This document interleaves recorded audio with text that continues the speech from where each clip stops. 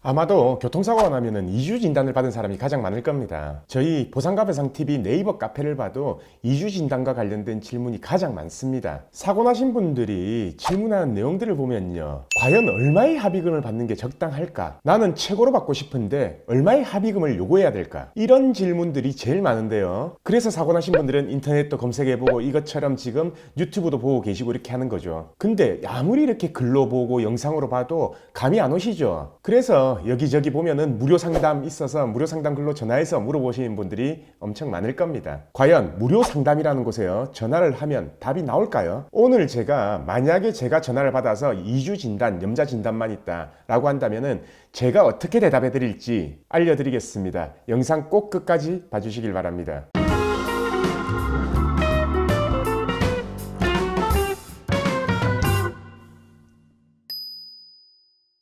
안녕하세요. 매일 새로운 정보를 드리는 채널 보상가배상TV입니다.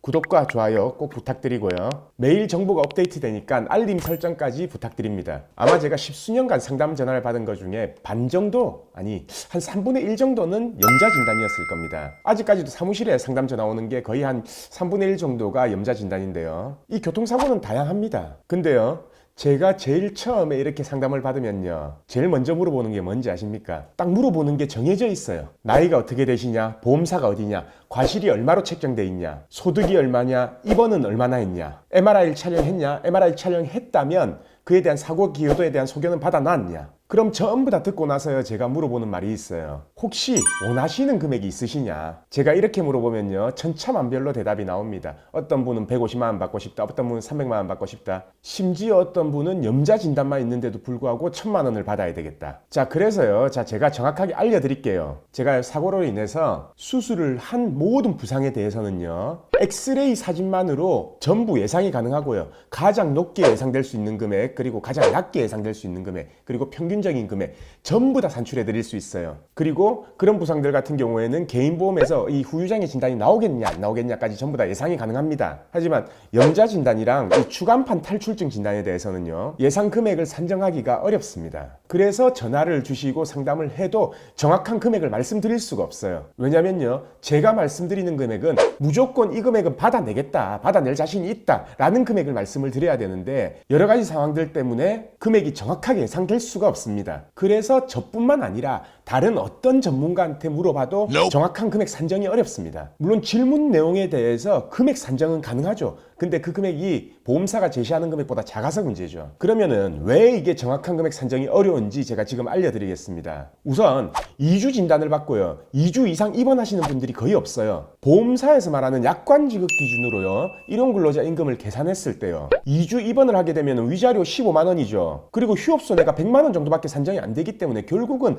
산출을 했을 때는 115만 원 정도밖에 안 나온다라는 겁니다. 근데 이 금액으로 합의하시는 분 계신가요? 없습니다. 거의 대부분 150, 200은 받으시잖아요. 그 이유가 바로 이 향후 추정 치료비 때문입니다. 보험회사에서는 이런 식으로 합의를 하잖아요. 빨리 퇴원해라. 그러면 원래 이렇게 2주 입원해도 이 금액밖에 산정이 안 되는데, 퇴원하면은 이 금액에 앞으로 나가서 받을 치료비까지 다 얹어서 향후 치료비로 주겠다. 그래서 어떤 전문가한테 물어본다고 하더라도 이 염자 진단, 향후 추정 치료비를 얼마를 책정할 거냐에 대해서 정확한 계산이 안 되기 때문에 정확한 답변을 드릴 수가 없다는 겁니다. 왜냐? 제가 누누이 말했지만 보험사, 담당자, 센터마다 전부 다 이 향후 추정 치료비를 얼마를 산정할지가 다 기준이 다르기 때문에 정확한 금액 산정이 힘들다는 거죠. 단 제가 말씀드리는 거는요, 2주 진단으로 2주를 입원하고 소송을 갔을 때 얼마를 받을 수 있겠다라는 거는 말씀을 드릴 수 있어요. 지금부터 말씀드릴 건데요, 제가 말씀드리는 거는 2주 진단을 받았다라는 게 아니에요. 2주 진단을 받고 나서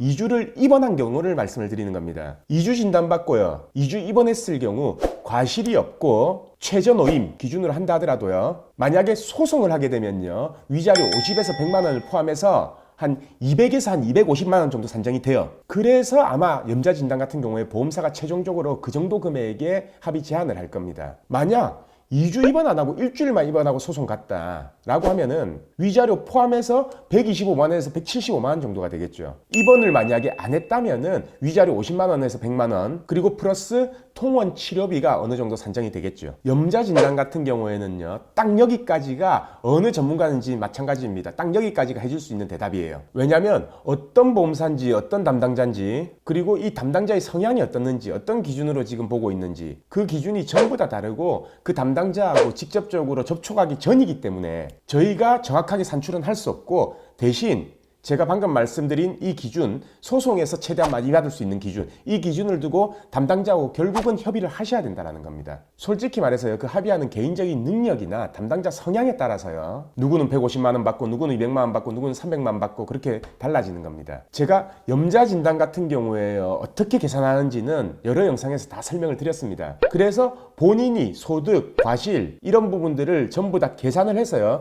최대 소송 가면은 얼마를 받을 수 있겠다, 그걸 머릿속에 담아 놓으시고요, 그 금액을 기준으로 보험사하고 합리적으로 협상을 하시면 되는 겁니다. 그래서 오늘 주제에 대한 답은요, 2주 염자 진단의 경우에는 어떤 전문가한테 물어봐도 정확한 답이 나올 수는 없습니다. 얼마에서 얼마 사이 정도 된다, 어느 정도 요구하면 되겠다, 그 정도가 들을 수 있는 아마 최선의 답일 거예요. 오늘 영상은 여기까지 하고요, 내일도 새로운 주제를 가지고 오겠습니다. 영상 끝까지 봐주신 구독자분들께 감사드립니다.